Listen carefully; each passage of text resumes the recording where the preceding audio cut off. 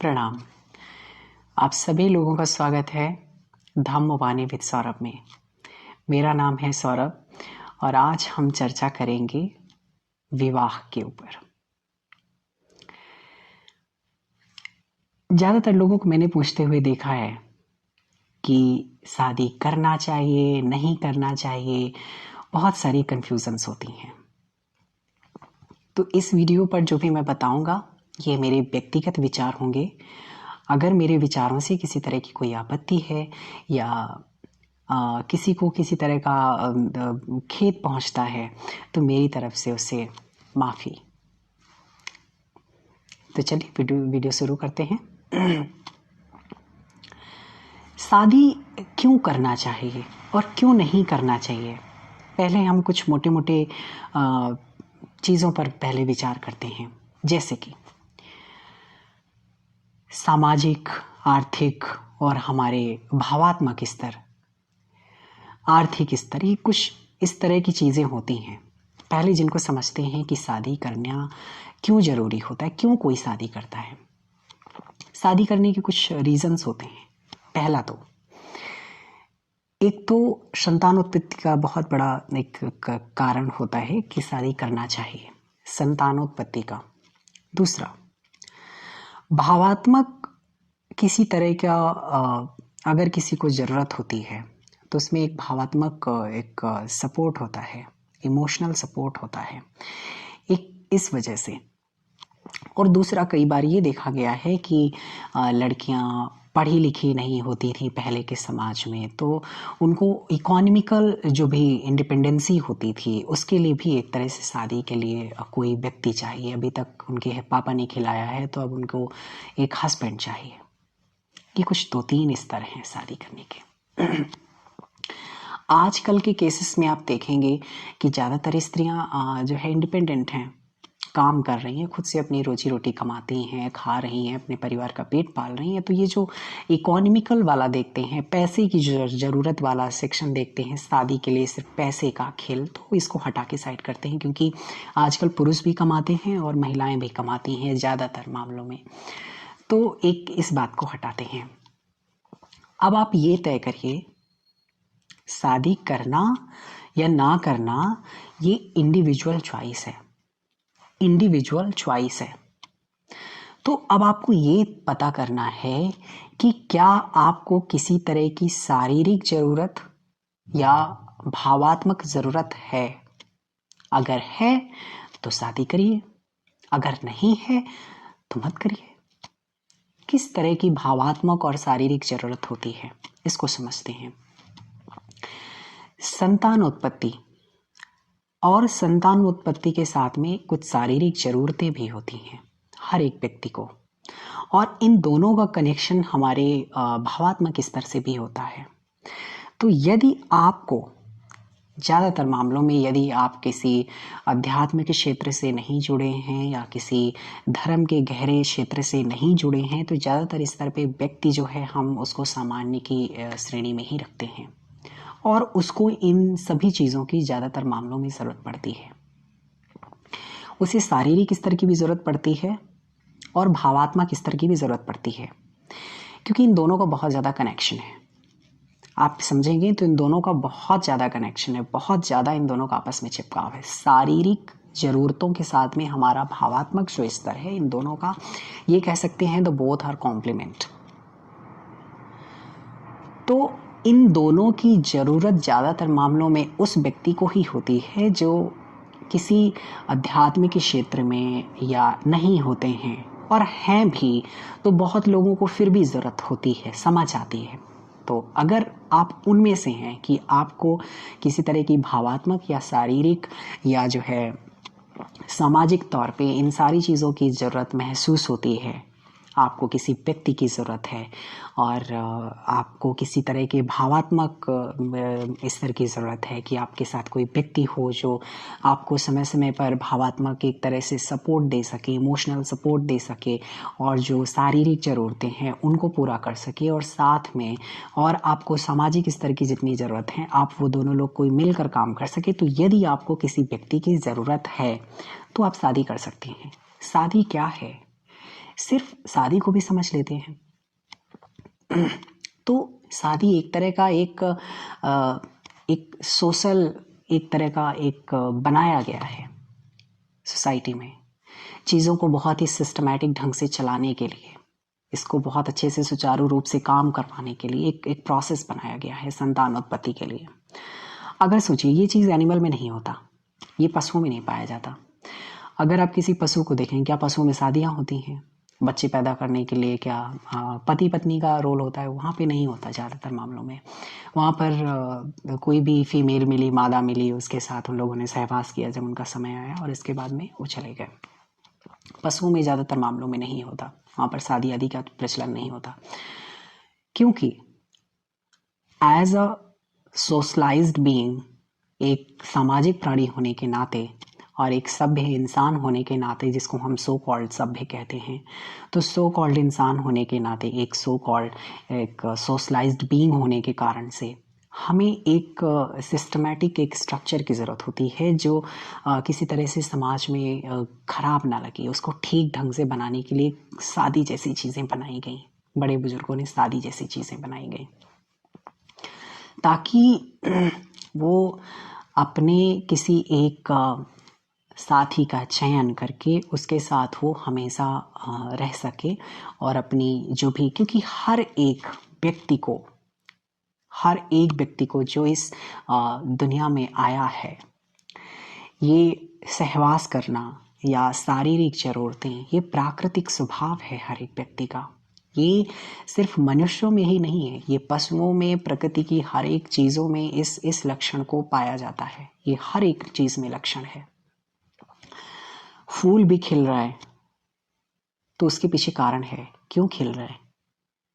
अपनी संतान उत्पत्ति को बढ़ाने के लिए। आप कोई भी चीज़ देखेंगे, अपनी तरफ चारों तरफ एक बार नज़र उठा के देखेंगे, पेड़ क्या कर रहे हैं, पशु पक्षी क्या कर रहे हैं, पशु क्या कर रहे हैं, हर एक चीज़ सिर्फ आपको काम वासना या संतानोत्पत्ति को बढ़ाने में लगी, अपनी वंश वृद्धि के लिए लगी है। तो इसी तरह से ये जो हमारे अंदर जो ये कैरेक्टरिस्टिक्स होता है, ये एक जो लक्षण होता है, तो इंसान भी अपनी वंश वृद्धि के लिए एक इंस्टिंक्ट लक्षण है, जो कि समय रहते हुए ये हमारे उस पर ग्रो होता है, और ग्रो होने के बाद में इसकी ज़रूरत महसूस होती है। तो ये हर एक व्यक्ति को ज़रूरत महसूस होता है, शारीरिक स्तर पर और भावात्मक स्तर पर हर एक व्यक्ति को ज़रूरत होती है, जब तक कि उसे कोई एक मार्ग ना मिल जाए, ये तब तक ज़रूरत होती है। तो अगर कोई व्यक्ति सिर्फ अपने आप को एक शरीर या सिर्फ इतना एक साधारण इंसान, और वो किसी तरह की ध्यान साधना या अध्यात्म के क्षेत्र से नहीं जुड़ा है, तो उसे तो ज़रूरत पड़ेगी ही पड़ेगी, और उसे शादी कर लेना शायद बहुत बेहतर है। तो अपने आप को चेक करिए कि शादी आप क्यों करना चाहते हैं और क्यों नहीं करना चाहते हैं। अगर करना चाहते हैं तो क्या वाकई में आपको शारीरिक स्तर की या मानसिक स्तर की किसी तरह की ज़रूरत है? अगर है तो ही करिए, अगर नहीं है तो मत करिए। क्योंकि अगर आपको नहीं है और आपने किया, तो आप रिश्ता आगे नहीं ले जा पाएंगे, आप उसकी ज़िंदगी बर्बाद करेंगे। इससे बहुत अच्छा है आप ना करें। लेकिन यदि आप अपने आप को, स्वयं को जांचते हैं और ये पाते हैं कि वाकई में आपको शारीरिक स्तर पे और मानसिक स्तर पे ज़रूरत है किसी व्यक्ति की, किसी इंसान की, और आगे की जो बहुत सारी चीज़ें हैं, जो सोसाइटी के नॉर्म्स हैं, अगर उनको पालन करने के लिए सारी चीज़ों की अगर आपको लगता है कि आपको किसी एक व्यक्ति की ज़रूरत है, तो आप करिए, अन्यथा नहीं करिए। क्यों नहीं करना चाहिए? अब एक दूसरा पक्ष आता है। एक ये पक्ष था कि शादी करना है तो इस बात को जांचेंगे। अब हम ये देखेंगे, शादी उस व्यक्ति को नहीं करना चाहिए जिसको ना तो किसी तरह की पैसे के ऊपर डिपेंडेंसी है, इकोनॉमिकल डिपेंडेंसी है, एक तो ये पॉइंट नहीं है उसके सामने। दूसरी बात, उसको किसी तरह के भावात्मक सपोर्ट की या इमोशनल सपोर्ट की या किसी तरह की भावात्मक ज़रूरत नहीं है। तीसरी ये बात कि उसको किसी तरह की शारीरिक ज़रूरतें नहीं हैं।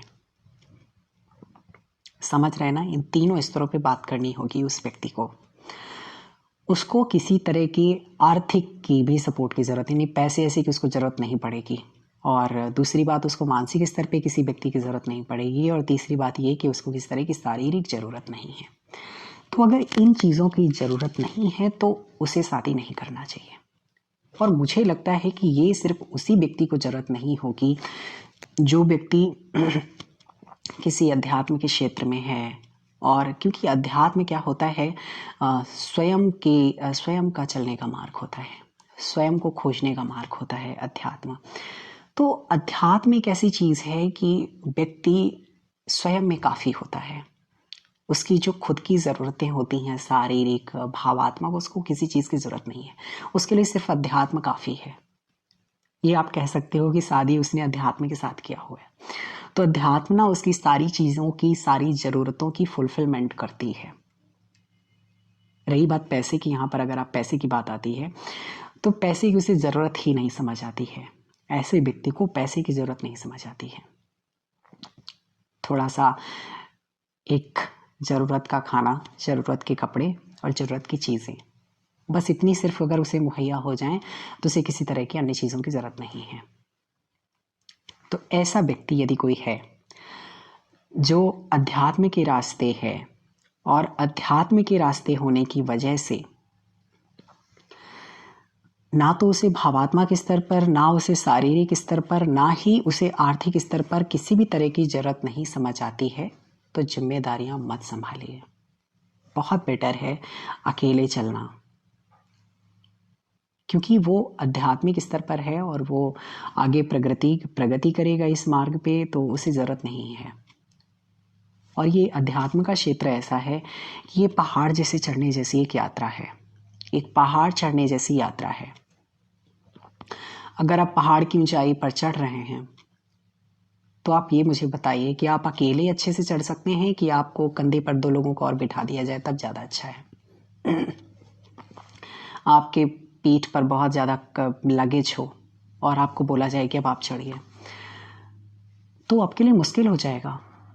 अध्यात्म छोड़ने का मार्ग है, त्यागने का मार्ग है, त्याग का मार्ग है, जिम्मेदारियों में बंधने का मार्ग नहीं है। मैं ये भी नहीं कह रहा कि जो व्यक्ति गृहस्थ जीवन में है या जो लोग शादी कर लेते हैं तो उनके लिए अध्यात्म नहीं है।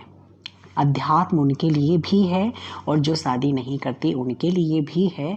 लेकिन जो शादी करते हैं वो अध्यात्म के उस उच्चतम स्तर को प्राप्त नहीं कर सकते हैं। वो बात लॉजिक सिर्फ इतनी है कि वो समय नहीं दे सकते जितना उसको देना चाहिए, क्योंकि ये अध्यात्म का मार्ग ऐसा है, ये खोज का मार्ग है, रिसर्च का मार्ग है। तो इस पे आप अपना जितना ज़्यादा समय देंगे आप उस खोज के उतना ही करीब हो जाएंगे। और गृहस्थ में रहेंगे, आप काम करेंगे, अपनी जिम्मेदारियों को देखेंगे, अपने परिवार को देखेंगे, तो अध्यात्म के लिए उतना समय नहीं दे पाएंगे। तो जो खोज होगी वो एक सामान्य स्तर की होगी, उस लेवल की नहीं हो पाएगी जो एक जिम्मेदारियों से रहित व्यक्ति कर सकता है। दोनों बातें समझ आई? शादी क्यों करना है और क्यों नहीं करना। अगर कोई व्यक्ति सिर्फ शादी इस वजह से नहीं कर रहा है कि शादी नहीं करेंगे, अकेले रहेंगे, तो हम तो पार्टनर्स अपने चेंज करेंगे, आज इसके साथ सोएंगे, कल उसके साथ सोएंगे, मौज मस्ती करेंगे, अकेले रहेंगे, यहाँ पड़े रहेंगे, वहाँ पड़े रहेंगे, खर्चा नहीं है, कमाना नहीं पड़े, तो आप अपनी जिंदगी के साथ खिलवाड़ कर रहे हो। आप अपनी जिंदगी बर्बाद करोगे, बर्बाद करोगे। अकेले नहीं रहना है। मैं आपको एक चीज क्लियर कर देना चाहता हूं, शादी करना जरूरी है, क्योंकि शादी करना सिर्फ एक शादी करना नहीं है। शादी करने से आपका भावात्मक स्तर, आपकी शारीरिक स्तर की और आपकी इकोनॉमिकल बैलेंस, सोसाइटी की जितनी ज़रूरतें हैं, बहुत तरह का ये एक तरह का फुलफिलमेंट है। तो आप शादी करने के बाद में एक संपूर्ण बन जाते हैं, एक होलसम चीज़ बन जाते हैं।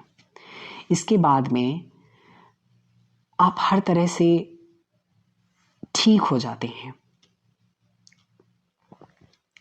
परिपूर्ण हो जाते हैं चीज़ों में। शादी करते हैं तो, अगर शादी नहीं करते हैं और ज़रूरतें तो आपको पड़ेंगी ही पड़ेंगी, तब आपको बहुत बार गलत चीज़ों का सहारा लेना पड़ेगा। आपकी ज़िंदगी में अकेलापन आ जाएगा, आपकी ज़िंदगी में भावात्मक स्तर में बहुत सारी कमियां हो जाएंगी, तब आप बेचैन हो जाएंगे और तब बाद में आप सिर्फ पछताएंगे।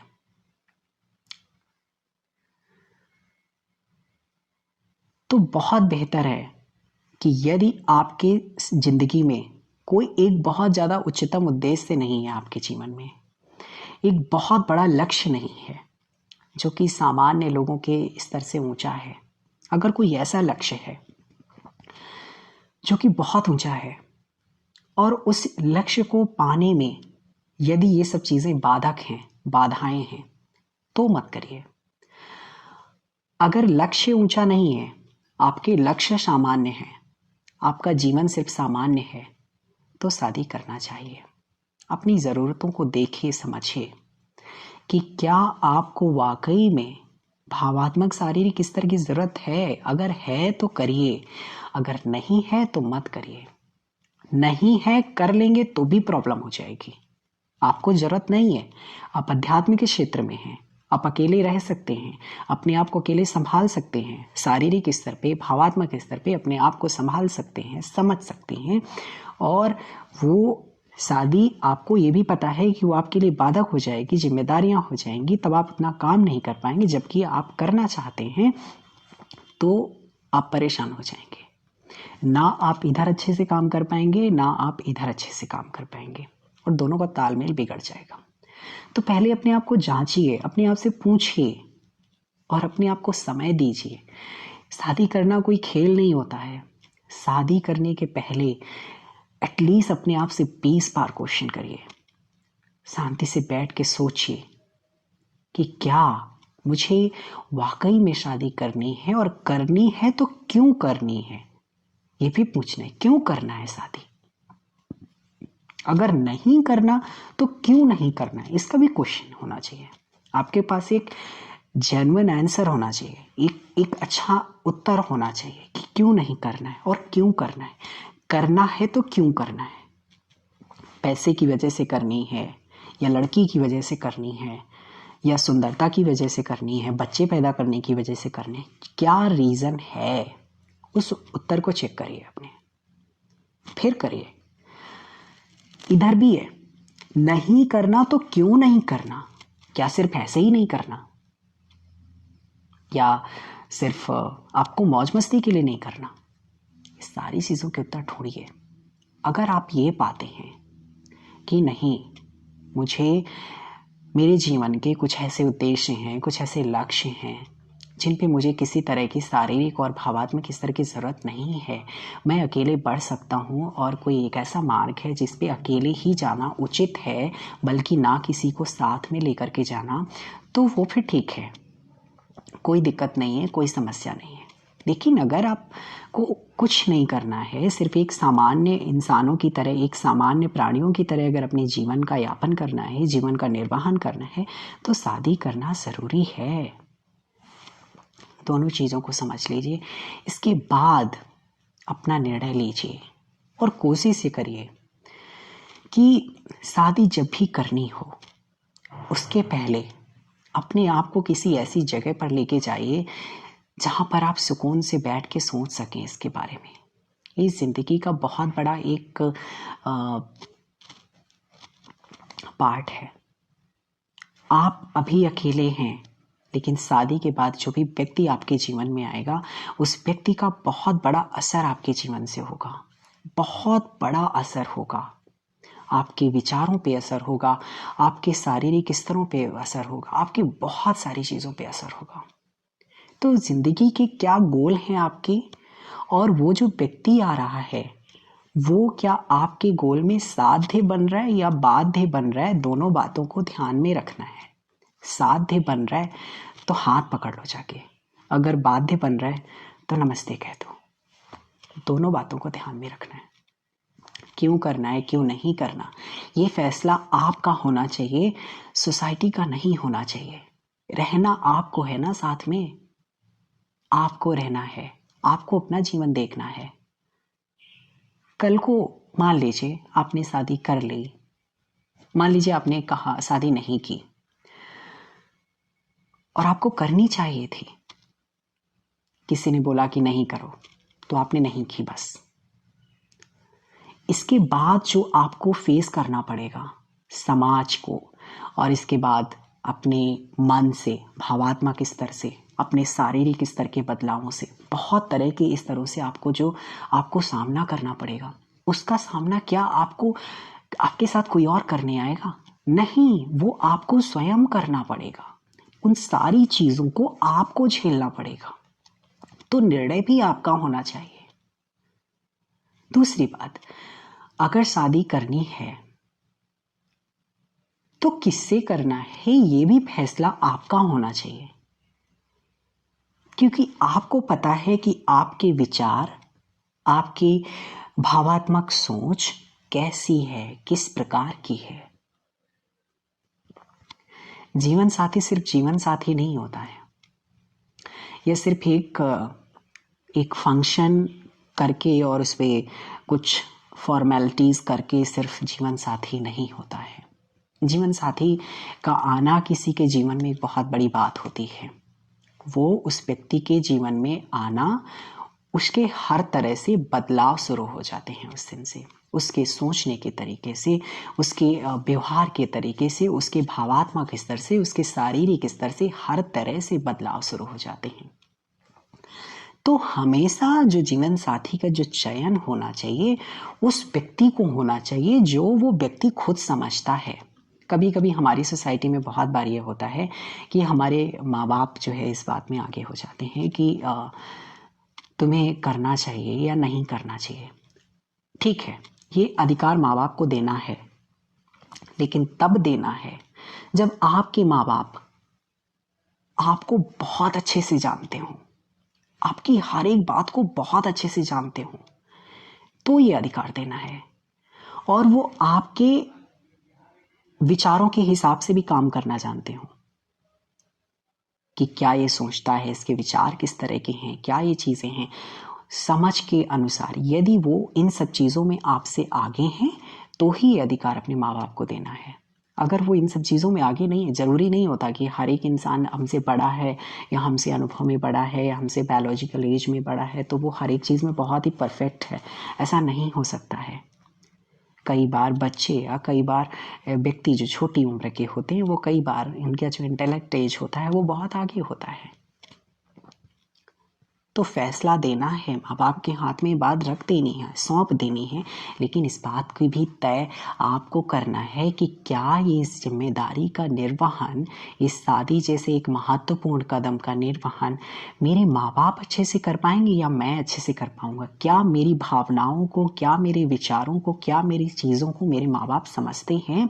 यदि समझते हैं तो दे दीजिए अधिकार, अगर नहीं समझते तो प्लीज़ मत दीजिए। ये जिंदगी आपकी है, इस जिंदगी का चयन आपका होना चाहिए।